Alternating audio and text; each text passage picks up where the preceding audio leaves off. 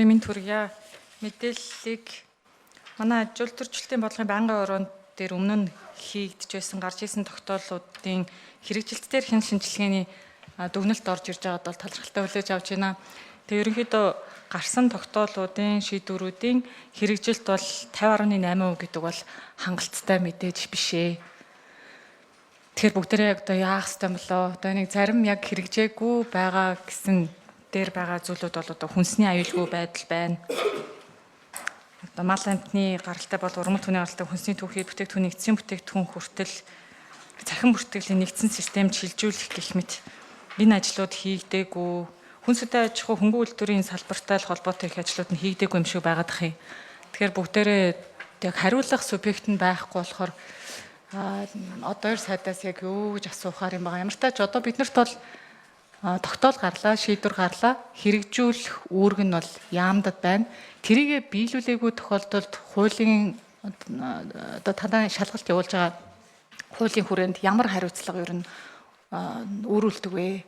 Хуулинд эсвэл бид нар нэмэлт өөрчлөлт оруулах шаардлагатай байна уу? Яаж сайжруулахаар байна? Одоо сайдаа тэгж л асууя да. Тэгээ дараа нь бүгдээрээ дотооддоо энэ хийгдээгүй ажлуудын араас явахаар байна уу? Тэрийг харилцъя.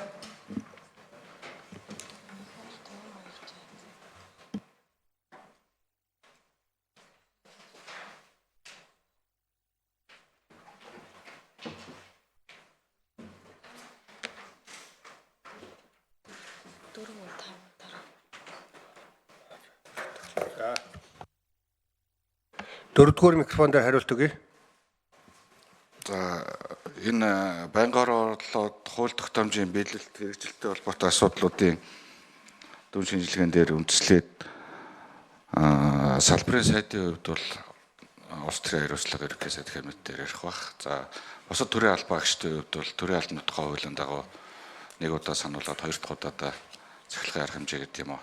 Төрийн албаны холбоотой хууль тогтоомжийн дагуу хариуцлага тооцохтой явна. Гэхдээ энэ дээр яг нэмэлт тайлбар ихэд ихэнх заалтууд нь хэрэгжилтийн тайлан гарах хугацаа болоогүй заалтууд байгаа учраас бас хэрэгжилтийн хувь нь ингэж арай багаар үнэлэгдэж байгаа. Түүнээс шиг тийм ажил нь урдсан гэсэн ойлголт бол биш. Ерөнхийдөө энэ удаагийн энэ жилийн тайлан мэдээтэй холбоотой зүйлүүдийг ярьж байгаа дээр байнгын орооны гишүүд бас уриалмаар байгаа. Одоо хэдүүлээ энэ салбарын яамдуудын тайлан орж ирж байгаа дээр бас илүү их тийм нөгөө хуулийн хэрэгжилтийг хангуулах дээр шахаж шаардж ажиллах тал дээр их хурлын гишүүд маань бас илүү санаачлагтай ажиллаад сайд нартаа бас шаардлагатай авч ажиллах боломж бас өшөө илүү нээлттэй болж байгаа гэдгийг бас та бүхэнд бас хэлэх гэсэн.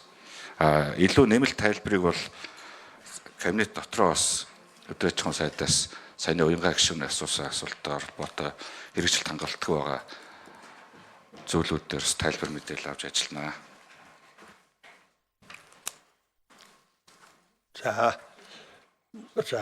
За ингээд өөрөнтэй гишүүн